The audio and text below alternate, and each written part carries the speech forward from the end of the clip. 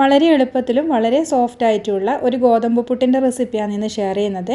അപ്പോൾ നമ്മൾ മലയാളികളെന്ന് പറയുമ്പോൾ പുട്ട് ഇഷ്ടമില്ലാത്ത മലയാളികൾ ഉണ്ടാവില്ല എന്ന് തന്നെ പറയാം. നമ്മളെ ഒരു വീക്ക്നെസ് ആണ് പുട്ട് എന്ന് പറയുന്നത് തന്നെ. ഇനിയിപ്പോൾ അത് അരിപ്പുട്ടായാലും ഗോതമ്പ് പുട്ടായാലും ഏത് വെച്ചിട്ട് നമുക്ക് പലതരത്തിൽ അല്ലേ, നമ്മൾ ഓട്സ് വെച്ചിട്ടുണ്ടാക്കുന്നുണ്ട്, അതുപോലെ നുറുക്ക് ഗോതമ്പ് വെച്ചുണ്ടാക്കുന്നുണ്ട്, പലതരത്തിൽ പല വെറൈറ്റി പുട്ടുകൾ നമ്മൾ ഉണ്ടാക്കാറുണ്ട്. എല്ലാം മലയാളികൾ ഏറ്റെടുത്ത പുട്ടിൻ്റെ റെസിപ്പീസ് തന്നെയാണ്. ഇനിയിപ്പോൾ ഈ പുട്ട് എന്ന് പറയുന്നത് തന്നെ നമുക്ക് കറി ഇല്ലെങ്കിലും കുറച്ച് തേങ്ങ അധികം ഇട്ട് കഴിഞ്ഞാൽ വെറുതെ കഴിക്കാനും നല്ല ടേസ്റ്റ് തന്നെയാണ്.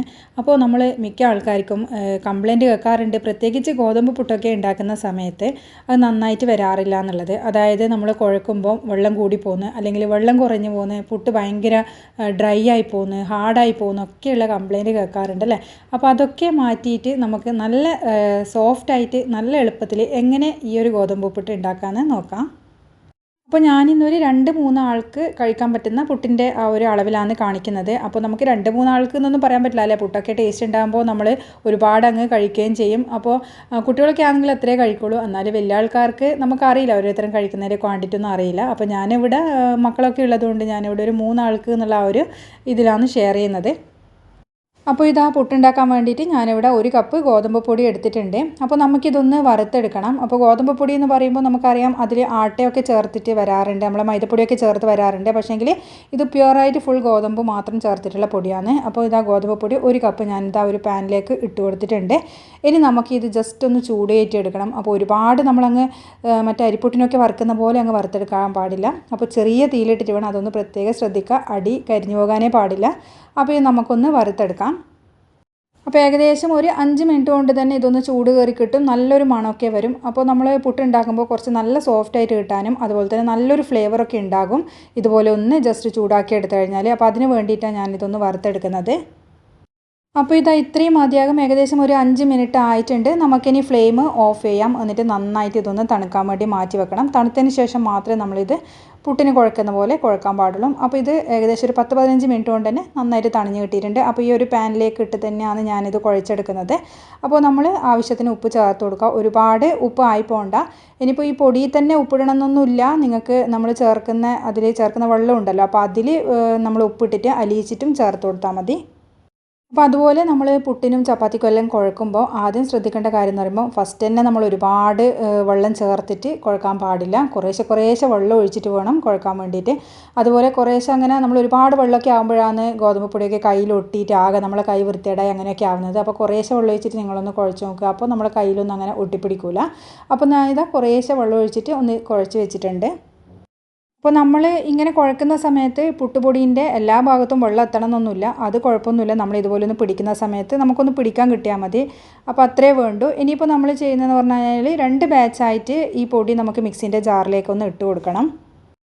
അപ്പോൾ എല്ലാം കൂടി ഒരുമിച്ചിട്ട് കഴിഞ്ഞാൽ നമ്മൾ വിചാരിച്ച ആ ഒരു ഇത് കിട്ടൂല, ടെക്സ്ചർ നമുക്ക് കിട്ടൂല പൊടിക്ക്. അപ്പോൾ ഇത് ഞാൻ കുറച്ച് ഇട്ട് കൊടുത്തിട്ട് അതിലേക്ക് ഒരു 2 ടീസ്പൂൺ പശു നെയ്യാണ് ഒഴിച്ചു കൊടുക്കുന്നത്. അപ്പോൾ ഈ നെയ്യ് ചേർത്ത് കഴിഞ്ഞാൽ ഒരു പ്രത്യേക ടേസ്റ്റാണ്, ഒരു നല്ലൊരു ഫ്ലേവറും നല്ല മണവും ഒക്കെ ഉണ്ടാകും. അപ്പോൾ ഇതൊന്ന് ചേർത്ത് നോക്കുക. വെളിച്ചെണ്ണ ചേർക്കരുത്, വെളിച്ചെണ്ണക്ക് പകരം നിങ്ങൾ ഇത് തന്നെ എന്തായാലും ചേർക്കണം. അപ്പോൾ എന്നിട്ട് ഉണ്ടാക്കിയിട്ട് നമ്മൾ കഴിച്ചു കഴിഞ്ഞാൽ നല്ലൊരു ടേസ്റ്റ് തന്നെയാണ്. എന്നിട്ട് നമ്മളൊന്ന് പൾസ് ചെയ്തെടുക്കാനേ പാടുള്ളൂ, അതായത് വിപ്പ് ചെയ്തെടുക്കാനേ പാടുള്ളൂ, അരച്ചെടുക്കാൻ പാടില്ല. എല്ലാം കൂടി അങ്ങ് ഉണ്ട പോലെ ആയി പോകും. അപ്പോൾ ഇതാ നമ്മൾ ഒന്ന് വിപ്പ് ചെയ്തെടുത്തിട്ട് വന്നിട്ടുണ്ട്. ഒന്ന് ഓണാക്കുക ഓഫാക്കുക അങ്ങനെ ചെയ്താൽ മതി. അങ്ങനെയാകുമ്പോൾ നമുക്ക് കറക്റ്റ് ടെക്സ്ചറിൽ കിട്ടും. അതുപോലെ തന്നെ ഇതാ രണ്ടാമത്തെ ബാച്ച് ഞാൻ ഇതുപോലെ ഒന്ന് ഇട്ട് കൊടുക്കുന്നുണ്ട്. എന്നിട്ട് വീണ്ടും നമ്മൾ അതിലേക്ക് ഒരു 2 ടീസ്പൂൺ പശുനെയ്യ് ചേർത്ത് കൊടുക്കുക. അപ്പോൾ പശുനെയ്യ് എന്ന് പറയുമ്പോൾ ഹെൽത്തിനും നല്ലത് തന്നെയാണ്, അതുകൊണ്ട് ചേർക്കുന്നതുകൊണ്ട് കുഴപ്പമൊന്നുമില്ല. കുട്ടികൾക്കൊക്കെ വളരെ നല്ലതാണ്. ഇനിയിപ്പം കുട്ടികളെന്ന് മാത്രമല്ല വലിയ ആൾക്കാർക്കായി കഴിഞ്ഞാലും നെയ്യ് നല്ലത് തന്നെയാണ്.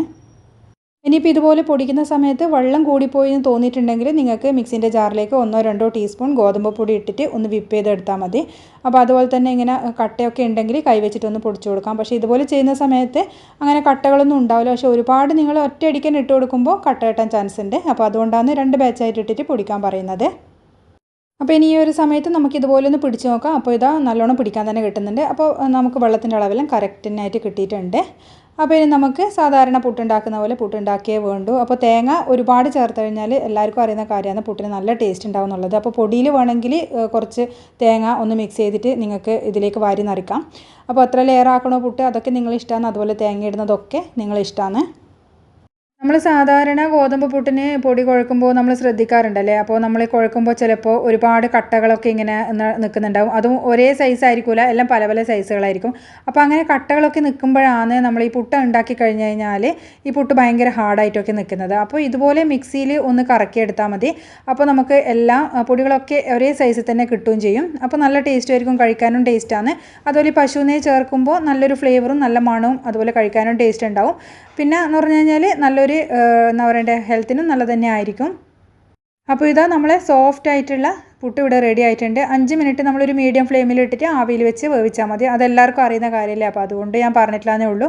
അപ്പോൾ പുട്ടിനൊക്കെ അത്ര ഒരുപാട് വേവാനുള്ള ടൈമൊന്നുമില്ല. 5 മിനിറ്റ് ഹൈ ഫ്ലെയിമിൽ അല്ലെങ്കിൽ മീഡിയം ഫ്ലെയിമിൽ ഇട്ട് കഴിഞ്ഞാൽ തന്നെ പുട്ട് നന്നായിട്ട് വെന്ത് കിട്ടും.